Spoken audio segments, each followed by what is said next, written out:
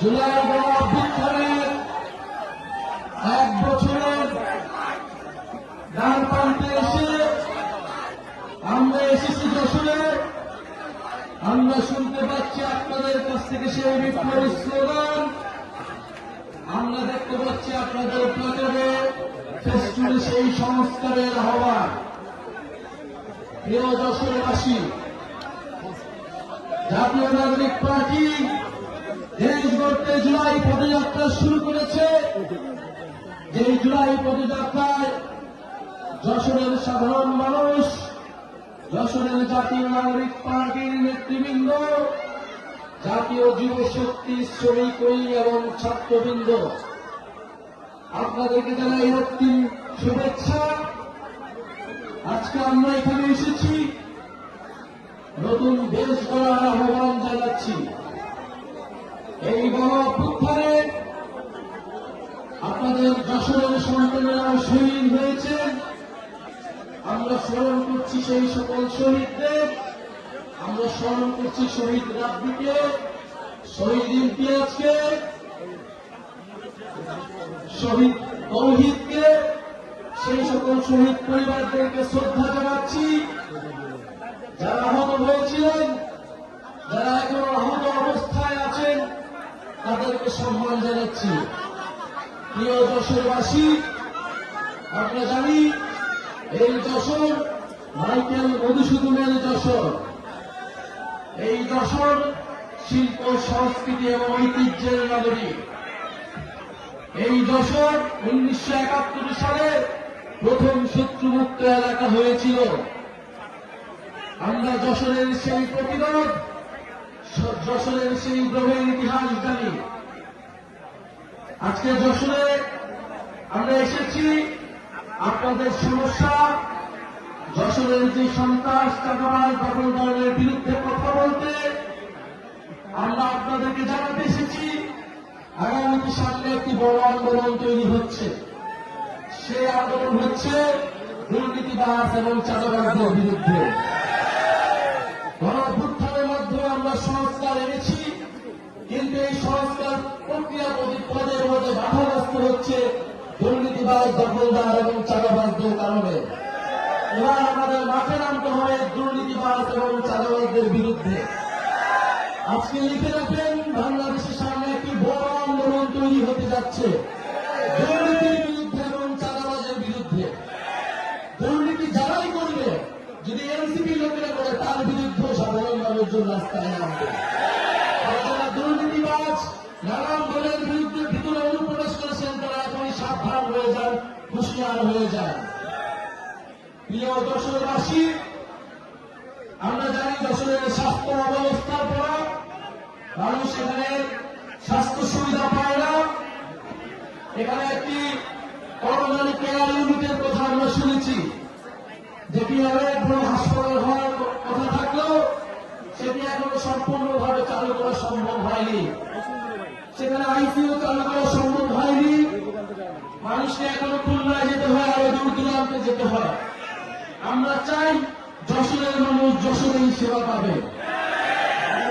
আমরা চাই যশোরের মানুষ যশোরেই শিক্ষা পাবে। আমরা ভবতহবিলের জলাবদ্ধতার কথা জানি। আমরা এই যশোর এলাকার জেলার যে জলাবদ্ধতার সমস্যা রয়েছে দীর্ঘদিন ধরে মানুষের ভোগান্তি হচ্ছে, সেই সমস্যার কথা জানি। গণঅভ্যুত্থানের পরে অন্তর্বর্তী সরকার এসেছে, যেই নতুন সময় এসেছে, যেই নতুন রাজনীতি এসেছে, আমরা চাই এই সময়ে এসে এই যশোরবাসীর দীর্ঘদিনের সমস্যা, দীর্ঘদিনের ভোগান্তি দূর হবে এবং এই দূর করার দায়িত্ব নিতে হবে জাতীয় নাগরিক পার্টির নেতৃবৃন্দকে।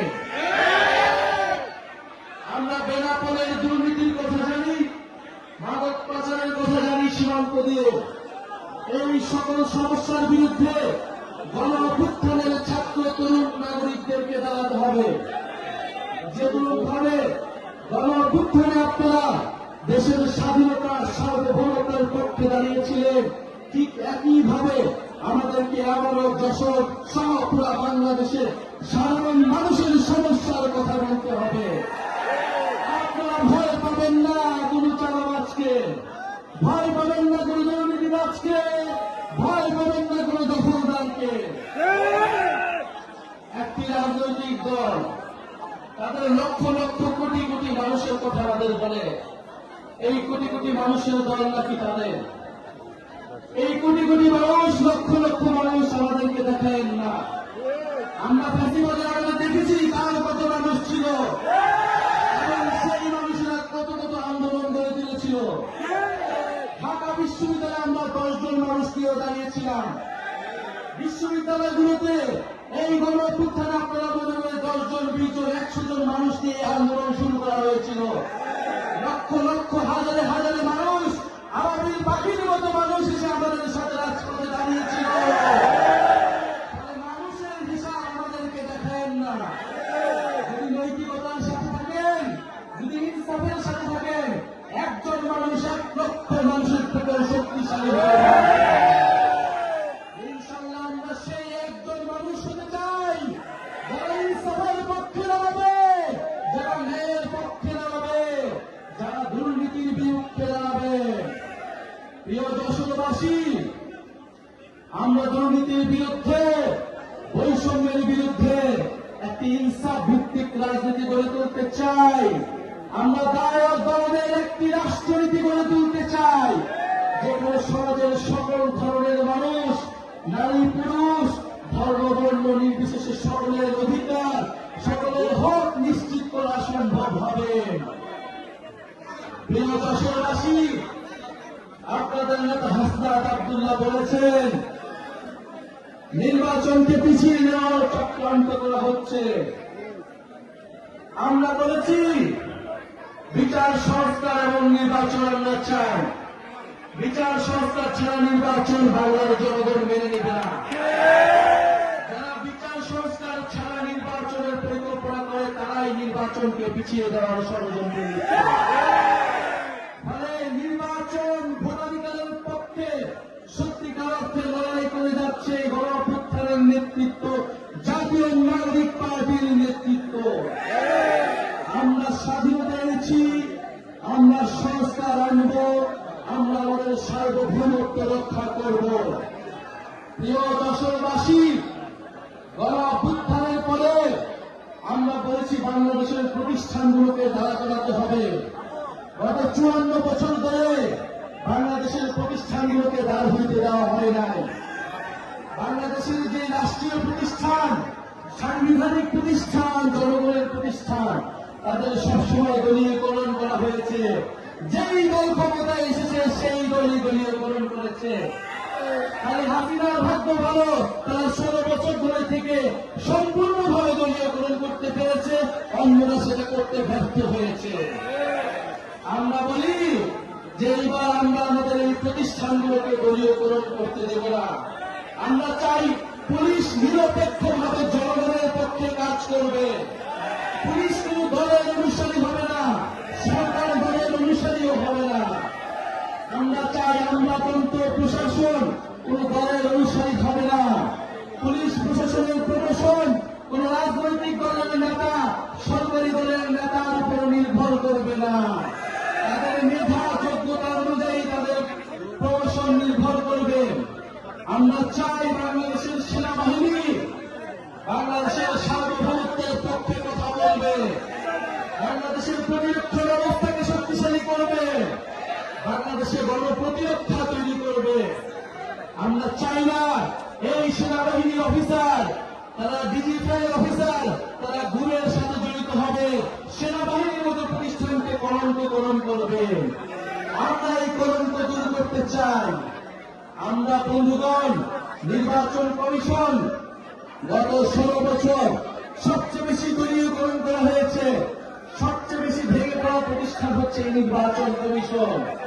যারা তিনটা ভোটকে নস্যাৎ করেছে, জনগণের ভোটাধিকারকে যারা নস্যাৎ করেছে, এই নির্বাচন কমিশনকে অবশ্যই শক্তিশালী হতে হবে। এই নির্বাচন কমিশনকে নিরপেক্ষভাবে নিয়োগ দিতে হবে, দুর্নীতি দমন কমিশনকে নিরপেক্ষভাবে নিয়োগ দিতে হবে। কিন্তু আমরা দেখতেছি এই নির্বাচন কমিশন, এই দুদক, এই পিএসসি যেরকম ভাবে আগে নিয়োগ প্রাপ্ত হবে এখন নাকি সেইভাবেই নিয়োগপ্রাপ্ত হবে। আমরা সেই আইন সংস্কার চেয়েছিলাম, সেই সংস্কারে আমরা চেয়েছিলাম যেখানে আমাদের সাংবিধানিক প্রতিষ্ঠানগুলো নিরপেক্ষভাবে জনগণের পক্ষে কথা বলতে পারবে। যদি গণঅভ্যুত্থানের পর আমাদের পুলিশ প্রশাসন, সেনাবাহিনী, আমাদের নির্বাচন কমিশন যদি ঠিক না হয়, জনগণের পক্ষে না হয়, তাহলে এই দেশের ভবিষ্যৎ সম্পূর্ণভাবে অন্ধকার। কিন্তু এই গণঅভ্যুত্থানের নেতৃবৃন্দ, জাতীয় নাগরিক পার্টির নেতৃবৃন্দ সেই অন্ধকার আসতে দেবে না, দেবে না, দেবে না। গণঅভ্যুত্থানের মধ্য দিয়ে যে প্রতিশ্রুতি আমরা এই দেশের মানুষকে দিয়েছিলাম, ফ্যাসিবাদী ব্যবস্থার বিরোধ এবং নতুন রাজনৈতিক বন্দোবস্ত প্রতিষ্ঠা, ইনশাআল্লাহ আমরা সেই বন্দোবস্ত প্রতিষ্ঠা করব। আমরা সেই ইনসাফ ভিত্তিক অর্থনীতি প্রতিষ্ঠা করব, সেই কল্যাণ ভিত্তিক অর্থনীতি প্রতিষ্ঠা করব। আমরা সেই বাংলাদেশের জনগণের পক্ষে বাংলাদেশপন্থী রাজনীতি ও পররাষ্ট্রনীতি প্রতিষ্ঠা করব। প্রিয় যশোরবাসী, আপনারা যে এসেছেন, জাতীয় নাগরিক পার্টি, জাতীয় যুব শক্তি এবং শ্রমিক উইং এবং যশোরের সাধারণ ছাত্রবৃন্দ এবং আমাদের গণঅভ্যুত্থানের প্ল্যাটফর্ম বৈষম্য বিরোধী ছাত্র আন্দোলন, আপনাদের সবাইকে জানাচ্ছি ধন্যবাদ। আমাদের এখানে যশোর যারা রয়েছেন, আমাদের 158 জন সমন্বয়কের মধ্যে 2 জন আপনাদের এই যশোর এলাকার সন্তান। আমাদের রয়েছে শাকিব সাহেবের ভাই, আমাদের রয়েছে সাইফুল্লাহ জুয়েল ভাই, আমাদের রয়েছে ইয়াহিয়া জিসান ভাই। ইনশাআল্লাহ তারা যশোরবাসীর মানুষের পক্ষে থাকবে, মানুষের অধিকারের পক্ষে থাকবে, ইনসাফের পক্ষে থাকবে এবং এই যশোরকে যে হারানো ঐতিহ্য, যে হারানো সংস্কৃতি, সেই সংস্কৃতি ফিরিয়ে আনবে। যশোরবাসীর যে প্রকৃত উন্নয়ন, সেই উন্নয়ন নিশ্চিতে কাজ করবে। ইনশাআল্লাহ আপনারা যশোরে শক্তিশালী ঘাঁটি তৈরি করুন। আমরা